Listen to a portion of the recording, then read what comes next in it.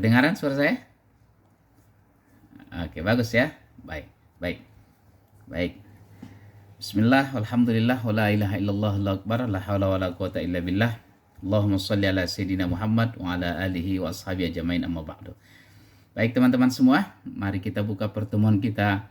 Pertemuan yang kedua di mata kuliah literasi pendidikan dengan sama-sama membaca basmalah. Bismillahirrahmanirrahim. Baik, saya tampilkan beberapa poin ini penting ya. Hari ini saya akan menyampaikan tentang pengertian literasi dan urgensi literasi dalam pendidikan Islam. Mudah-mudahan dalam sekitar 45 menit saya menyampaikan poin-poin ini. Mudah-mudahan sudah bisa nanti kita dapat poin-poinnya ya. Nggak usah terlalu lama-lama kita.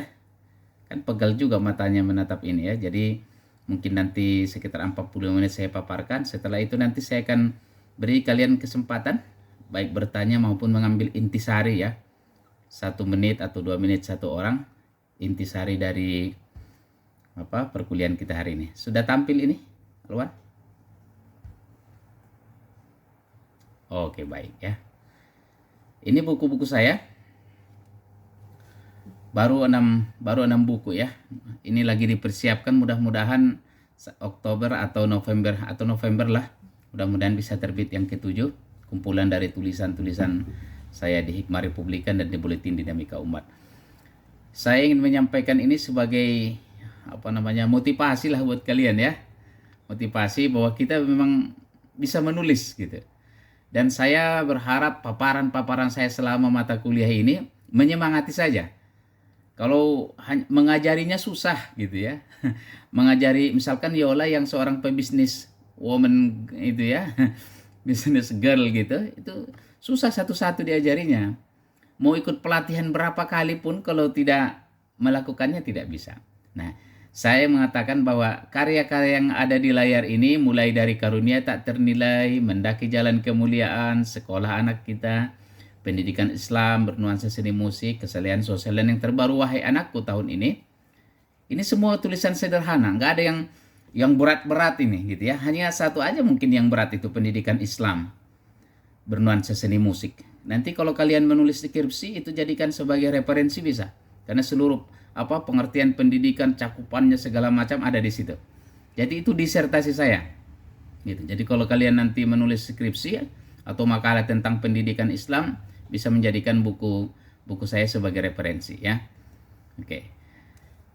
Ini salah satu koran umat Islam lah gitu ya. Tinggal ini sebenarnya koran terbesar umat Islam di Indonesia, Republika. Dia berdiri tahun sekitar 90 atau 91 ya. Saya masih mahasiswa dulu, bangga sekali kita. Dan jauh sebelum itu ada Kompas yang sangat besar. Kompas itu Komando Pastur, grupnya yang toko buku itu yang di toko buku besar itu ya, Gramedia itu satu ini gitu ya. Wah, luar biasa. Dan sekarang Kompas sudah punya TV nasional. Kalau Republika masih TV online dia gitu. Tapi inilah salah satu kebanggaan kita. Nah, yang berfoto dengan saya itu Ustadz Irwan Kelana, itu novelis, dia penulis novel gitu ya, dan redaktur senior. Jadi mulai berdiri Republika tahun 90 dia sudah jadi wartawan di Republika. Dan saya beruntung dipertemukan dengan beliau. Gitu. Dan melalui beliau lah tulisan-tulisan saya dimuat di Republika. Di Hikmah Republika itu. Sebelumnya teman juga dia, senior juga udah meninggal, Ustadz Daman Huri Zuhri.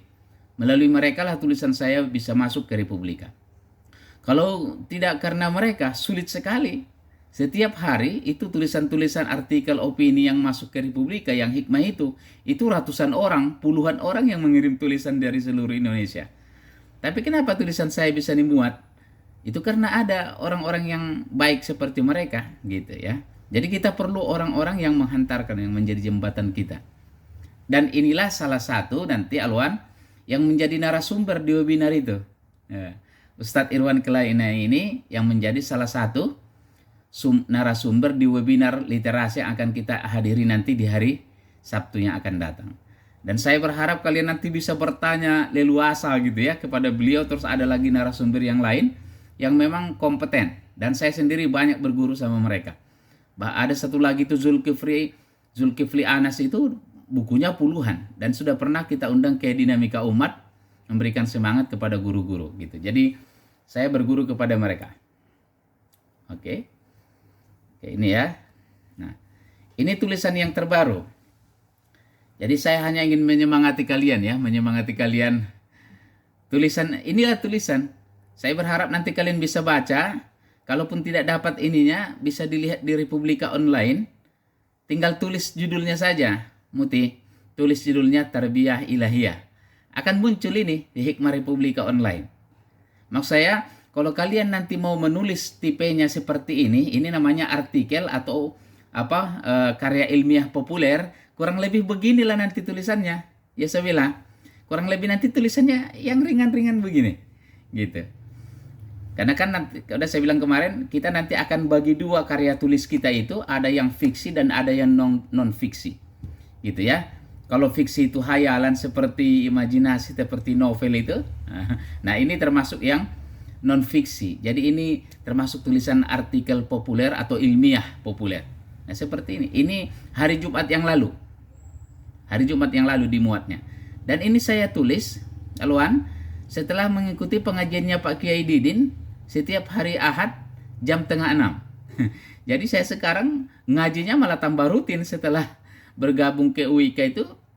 Kalau tidak karena saya punya acara khusus atau saya ngisi pengajian, saya selalu hadir di YouTube, di TV Kalam, Pak Kiai Didin mengisi hari Ahad jam 4:30 sampai jam 6 atau sampai 6:30. Dan ini intisarinya. Gitu ya, intisari dari kajian Pak Kiai saya catat begitu. Saya oles-oles. Nah, dan setelah dimuat saya kirim lagi ke Pak Kiai. Pak Kiai, mohon bimbingannya, mungkin ada yang keliru, mohon dilihat. Gitu. Kata dia, lanjutkan, teruskan menulisnya. Wah, gitu kan. Jadi tambah semangat saya gitu. Ini tadi sore ini walaupun honornya kecil, tapi dari Publika udah mengirim dari email. Assalamualaikum Ustadz. Honor tulisan tanggal sekian sudah ditransfer ya. Wah gitu, sedapnya di situ. Meskipun tidak banyak itu Aluan ya. Hanya 300.000 honornya ini. Tapi rasanya itu, nikmatnya itu luar biasa. Kalau Yola kan pengusaha 300.000 kecil lah gitu ya. Jualan ini aja sebentar lunas. Tapi bagi saya sebagai penulis dapat honor 300.000. Wah itu nikmat sekali. Lebih besar honornya khutbah.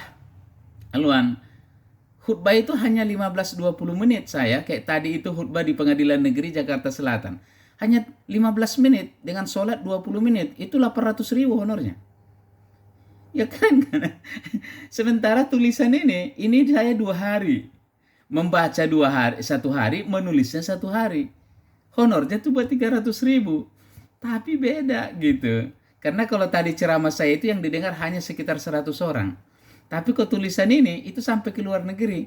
Di Al-Azhar itu anak saya di sana itu baca tulisan ini. Gitu. Artinya begitulah tulisan itu bisa ditembus, apalagi sudah di online kan, korannya sih nasional. Tapi kan begitu dimuat di Republika Online, dia kan mengglobal gitu ya. Nah, ini tulisan yang berapa bulan yang lalu, harga sebuah kejujuran. Ini juga sama, biasa saja. Ini nanti apa saya bilang, kalau kau baca ini, ingat nggak waktu itu ada anak yang itu saya tulis, ini yang kejadian dulu uang berapa 500 juta tuh saya tulis tuh di terminal di stasiun Bogor dulu, kereta api stasiun Bogor yang ditemukan oleh cleaning service. Nah gitu kan, dan diambil plastiknya warna hitam, ternyata uangnya 100 ribuan, setelah dihitung 500 juta. Wah itu kan, dan dia kembalikan uang itu. Nah jadi itu inspirasi buat saya, gitu. Jadi yang tadi tulisan pertama itu karena saya mendengar Pak Kiai Didin ceramah di YouTube, saya dengar pengajiannya. Yang kedua ini karena saya baca di koran. Saya nggak dengar, saya baca di koran, terus lihat muncul di televisi. Maka muncullah ide menulis harga sebuah kejujuran, gitu. Jadi artinya apa? Kalian nanti waktu mau menulis itu tinggal pilih, nanti akan saya berikan arahan. Bisa karena kita mendengar nasihat atau petuah ceramah orang lain, Kiai, atau karena memang kita baca. Ini hasil bacaan di koran atau saya lihat di televisi. Gitu ya. Atau yang ketiga ini penyemangat dulu ya, pengertiannya nanti gampang lah. Nanti saya kirimkan aluan slide yang bagian pertama ini saya kirimkan ya, jangan khawatir lah. Yang penting itu sekarang kalian senang dulu aja, pengen dulu aja gitu ya, pengen dulu aja. Ini kabar-kabar kematian. Ini yang saya alami. Jadi kalau yang pertama tadi tarbiyah ilahiyah itu yang saya dengar, nah gitu kan. Yang keduanya itu tadi yang saya lihat di TV atau saya baca. Yang ketiga ini yang saya alami. Karena nanti waktu kita mencari ide itu nanti akan saya sampaikan juga nanti pada pertemuan ketiga. Itu bisa beragam-ragam, salah satu seperti ini. Dan dari sekian tulisan ini, inilah tulisan saya yang ada puitis lah gitu ya. Puitis, karena penuh dengan perasaan mendalam gitu ya. Ini pada saat bulan 7 kemarin itu COVID lagi tinggi-tingginya. Setiap hari dengar orang mati kan. Tahu pengumuman di masjid innalillahi wa inna ilaihi raji'un gitu. Tahu dapat kabar dari tetangga bahwa si ini meninggal, tapi nggak bisa dilihat, hanya kabarnya aja. Maka saya tulislah ini. Ini puitis ini, hampir semua ujungnya itu seirama, seperti puisi, seperti pantun. Coba ya. Kalau Muti kebaca nggak tulisannya di situ? Baca ya. Sebulan terakhir berita duka cita memenuhi laman media sosial, online, televisi, dan penerbitan. Pengumuman lewat pengeras suara di masjid atau musala seringkali menyita perhatian. Suara sirene ambulans menuju ke pemakaman pun bersahut-sahutan. Jenazah yang antri di pemulasaran berbaris kaku menunggu giliran. Para penggali kubur tampak lebih menyiapkan liang lahat tempat peristirahatan. Mereka yang berpulang dari semua tingkatan baik usia jabatan maupun kedudukan. Kini rumah sakit kelebihan kapasitas meskipun tenda-tenda darurat sudah didirikan. Pasien yang terbaring lemah juga memenuhi ruang perawatan. Para dokter dan tenaga kesehatan nyaris tak kuasa lagi melayani karena melampaui batas kemampuan. Namun mereka tetap bertahan walau ratusan rekan sudah menjadi korban.